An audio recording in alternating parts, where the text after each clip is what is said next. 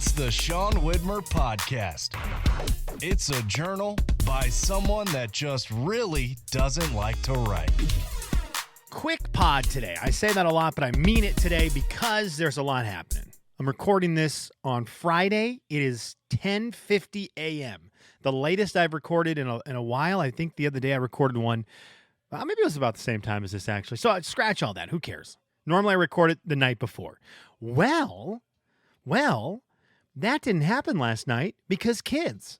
Now, we're getting into why this is important today. Today is going to be a cool day for me. I'm very excited for something that's coming up today. We will get into that in Kelly's What Are You Into? A fun story of an adventure that is a continuation and a throwback to something in my life. So we'll get into that, plus a quick Easter deal. But I wanted to start off by apologizing to Curdy because we talk Survivor, and normally Fridays we talk Survivor. I'm going to push it back to Monday this week because I don't have a lot of time today. So we're going to push our Survivor recap to Monday's episode. But Curdy was like, look, you've warned us that you're doing Survivor talk at the end of the Friday episodes, and then you read stuff in the comments that spoil. And I was like, oh yeah, I hadn't really thought about that. So Curdy, I apologize for some of the spoiling. I apologize. That's on me. And we'll work on getting better at that. Okay. We have Easter coming up. It is Good Friday, the day this comes out.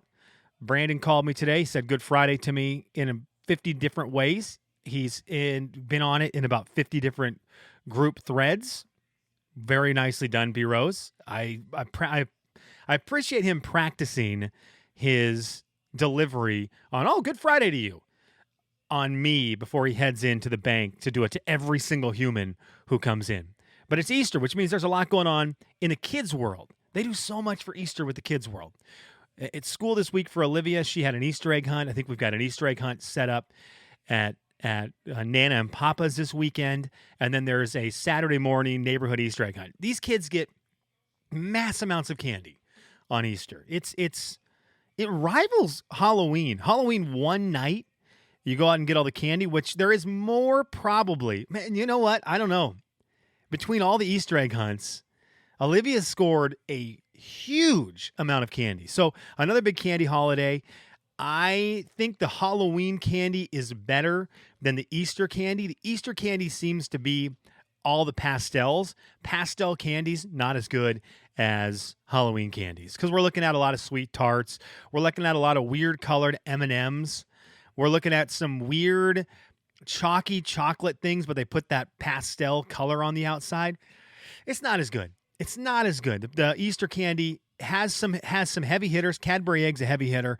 I'm a Peeps guy. I know not everyone is. They've got some good ones, but then Easter really has some bad ones to take down. The bad one of Halloween, which is candy corn's the worst Halloween candy, and I don't mind candy corn. So the worst Halloween candy isn't even terrible. The worst Halloween candy, or Easter candy, is bad. Chalky chocolates. My daughter did have a great moment, though, because with Easter comes the Easter dress, the Easter outfit. And my daughter got a new dress for Easter. And with that, my wife ordered her something. She ordered her some new shoes. My daughter had grown out of her old dressy slippers, sandals. I don't know I don't know. It's out of my world. No, she had ordered new ones. So everything came in, and my daughter was real excited and tried on her dress. She looked so cute and adorable, and my wife showed her the shoes. And these are one of those special, fun parenting moments. My daughter's eyes lit up. They almost got watery. She was so excited. Not tears like you get as an adult when you're excited about something, but truly, just like emotionally, she was so excited that her eyes started to get watery. And she grabbed the shoes and just couldn't believe they were hers. To the point where my wife then sent me a picture of my daughter in bed because they had tried on the dress and shoes right before bedtime. My daughter in bed with her bunny on one side and her shoes in bed with her as she had asked to sleep with her new prized possession. So we are full-fledged Easter excited. We're sleeping with shoes up in here. We're ripping out a ton of sweet tarts and just killing them.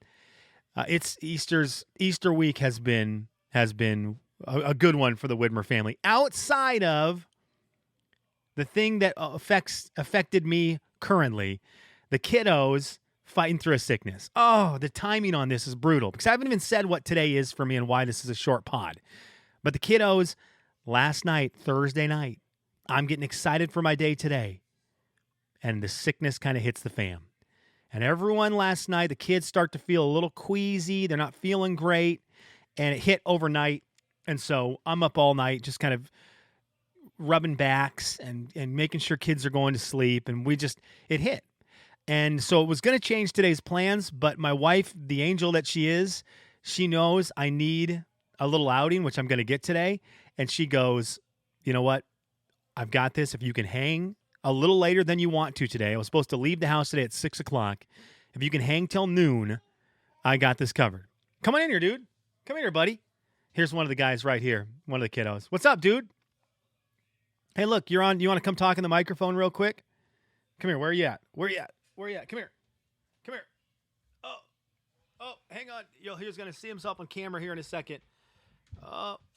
Hey, what do you want to say? Can you say goes? Hi. Can you say go Zags? Go Zags. Say go Zags. Hey, what are you watching on TV? What are you watching? Oh, okay. Oh.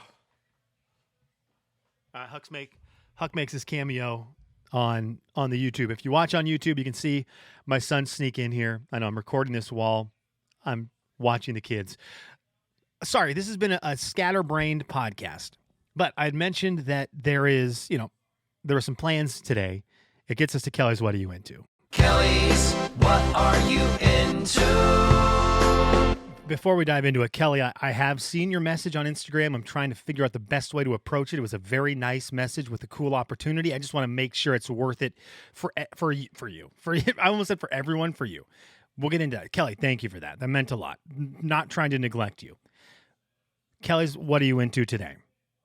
I'm doing a throwback today. Let's talk about what the throwback is. I'm doing a Slim's Big Adventure. I no longer go by Slim, which is very nice, but there's no better way to put it than that. Let's rewind time. I talked about in a previous podcast, 2007, I dressed up like Zagman, Gonzaga superhero. We go to Raleigh, North Carolina with the Jay and Kevin show, and I danced the night away to Steph Curry killing us. Well, fast forward a few years, 2010, we begin a cool event once a year on the show called Slim's Big Adventure. We are going to follow the Gonzaga Bulldogs to wherever they go in the first round of the NCAA tournament. We're going to take the show on the road with me and a car filled with random listeners who are trying to win tickets to the game. So what that entailed was hopping in a car on Monday with random people who were willing to take the week, get in a car, drive to the first site, Buffalo. We drove to Buffalo, we drove to Pittsburgh, Detroit, Salt Lake City, San Diego. Those are the 5 locations we drove to. First year was to Buffalo. We got people in the car. Along the way, we did contests during the show, during the day, and you piled up your points. Whoever had the most points when we got to the city we were trying to get to won a pair of tickets to the Gonzaga game. And, thank you, Josh Cox, and they took one other person from the contest with them to the game. So there was I thought it was kind of cool. It was playing games, but also making sure you're friendly with people who are winning the games so that they choose you to go to the game with them. I thought it was really unique. It was really fun. And we did this for 5 years. Let's just do a quick full disclosure on these. First year, Catherine, Teresa, Jordan. Jordan was a plant. We had no idea how this was going to go. We had no idea how Slim's Big Adventure was going to be. Jordan's my buddy, and I just knew, I told the boys, I said, I need someone in the car that I know is going to be good radio. Turns out he was good radio. He wasn't as good as Teresa. Teresa not only won the tickets, she was the best personality on the trip. So I really, that was a fun first season. Catherine, we left her in Chicago. She broke a couple of the rules. You're supposed to stay with everyone. One of the rules and the things you sign, you stay with everyone. Everyone stays together. The company, one of the things with the trip, the company was not allowed to pay for any rooms. So the contestants had to look ahead to where we could get to, and we had to try to figure out places to stay, whether it was someone's house, whether it was pulling into a truck stop and staying in the vehicle, or, as we did a lot, call hotels and beg for hotel rooms, explaining what we're doing. And for the most part, that worked, which was crazy. The first trip, the one to Buffalo, Teresa got a hold of someone at a downtown Chicago hotel on St. Patrick's Day and got us rooms near the very top of the hotel. Some of the best views you could get in downtown Chicago. She got us these rooms. It was crazy. Anyways, that first trip was great. Second trip we had, was that Pittsburgh? No, that was Denver. Got jimmered. I can't remember everyone on that show, but that was Jake's season. Jake and Stephanie, and we had a good time in downtown Denver. Maybe too good of a time. Third trip was Pittsburgh. That was Haley. Haley got kicked out of the arena and pulled down her pants in front of the front doors and urinated on the ground.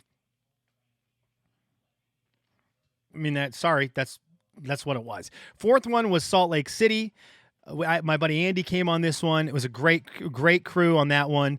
We had Miles was on that. Carly was on that. Michaela was on that trip. Gail was on that trip. It was a fun trip to Salt Lake. Jay and Kevin came with us. We got shockered. And then the last trip was to San Diego, where I met my buddy Brandon. Garrett was on that trip. Robin was on that trip. Pam was on that trip. Brandon, lifelong friends with him because of this. And it was just, these trips were awesome. Random people in a car for a week going to follow the Zags.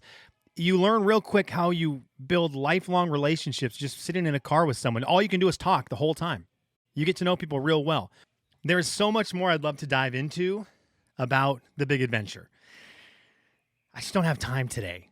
If it's something you want to hear stories of, I think I've recapped them a lot over the years, but if it's something you want to hear about, if you want to hear stories about the big adventure, let me know. Next week, maybe we could do an episode diving into some of the stuff that happened with that whole ordeal and the 5 times we did it.